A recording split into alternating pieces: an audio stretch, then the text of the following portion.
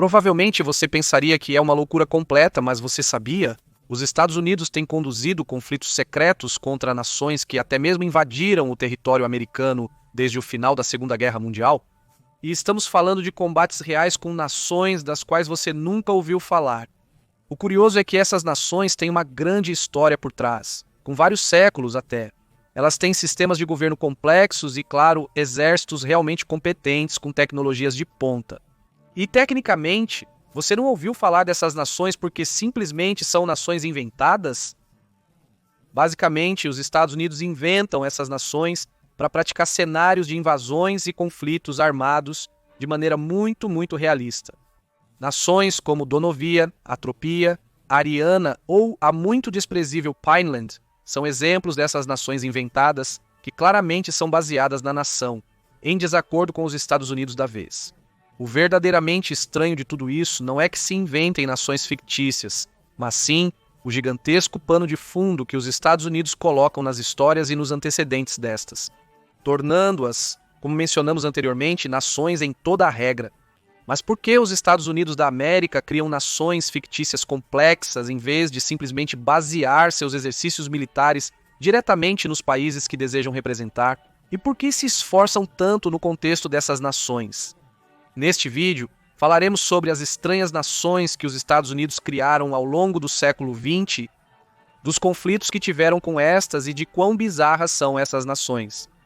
Os Estados Unidos da América utilizam nações fictícias em treinamentos militares para evitar problemas ao realizar exercícios baseados em um país específico.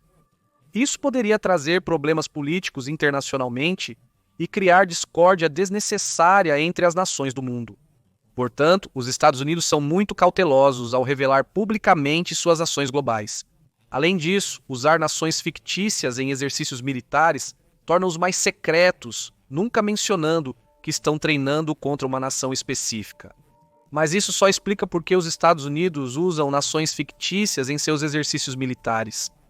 Não porque são tão profundas e têm tanto contexto por trás. E para explicar isso, precisamos saber muito sobre a história dessas nações. A história da criação dessas nações fictícias começou em 1947. Com o fim da Segunda Guerra Mundial surgiria a Guerra Fria. E o cenário, no final dos anos 40, era de uma possível invasão soviética ou o ressurgimento do fascismo na Europa. Por isso, para os treinamentos de invasão dos Estados Unidos, seria criada a nação dos agressores, ou os agressores. Uma nação fascista, comunista que se apoderou de toda a Europa e que rapidamente tomou territórios no continente americano, particularmente na América do Norte. Nessa história alternativa, os Estados Unidos criariam uma aliança com grande parte dos países americanos, e os chamariam de Partido Trígono ou Círculo Trígono, os quais tinham este distintivo. O objetivo do Partido Trígono era derrotar os agressores e expulsá-los do continente. Algo curioso que veremos nos soldados trigones é o capacete que usavam, que tinha uma crista bastante estranha. Inclusive a pelotões inteiros dos agressores. Eles foram ensinados a falar em Esperanto, um idioma criado no século XIX e que, de fato, é o idioma mais fácil de aprender no mundo. Nesta narrativa, os soviéticos são retratados como colaboradores dos agressores. Os Estados Unidos também fariam muitos filmes e livros para instruir os soldados no papel. Nos anos 70, a narrativa do Estado protofascista na Europa estava se tornando bastante obsoleta, então os Estados Unidos criariam uma nova nação. A República Popular de Krasnóvia estava localizada no continente Terra do Diabo e ao seu lado estava seu maior aliado, o Reino de Parumbia. Por sua vez, a República de Mojave se identificava fortemente com a democracia e era um grande aliado dos Estados Unidos. Essas nações viviam em uma tensa, mas duradoura paz, até que a República de Mojave encontrou grandes reservas de urânio e também de petróleo. Isso motivou as nações de Krasnóvia e Parumbia a tomar o território de Mojave e a acabar com a democracia. Muitos exercícios militares na Califórnia foram feitos. Com essa narrativa, e depois dos conflitos em Kosovo e a queda da União Soviética, a narrativa mudaria um pouco para adicionar conflitos locais, étnicos e religiosos. Mas em 2011, a antiga história de Krasnóvia seria desconsiderada e em 2015 entraria em vigor o ambiente de treinamento de ação decisiva, mais adaptado aos novos cenários geopolíticos do momento. Nesta nova narrativa, muitas novas nações são introduzidas na história. Por exemplo, temos a Danovia, que claramente é baseada na Rússia. Também a Ariana, que é inspirada no Irã.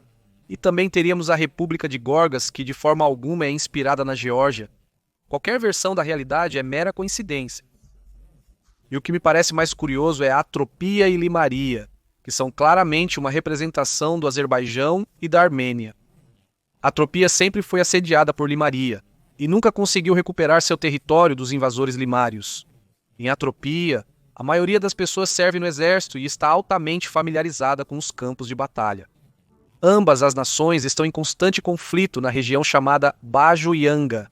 Os ultranacionalistas limários se autodenominam Movimento pela Libertação de Baju-Yanga, enquanto seus rivais nacionalistas de Atropia são os do Frente de Libertação. Todo o mapa desses países é baseado no Cáucaso, provavelmente o território onde mais convergem vários inimigos dos Estados Unidos em um único território. Nessa narrativa, o Indo-Pacífico também sofreu várias conversões bastante agressivas.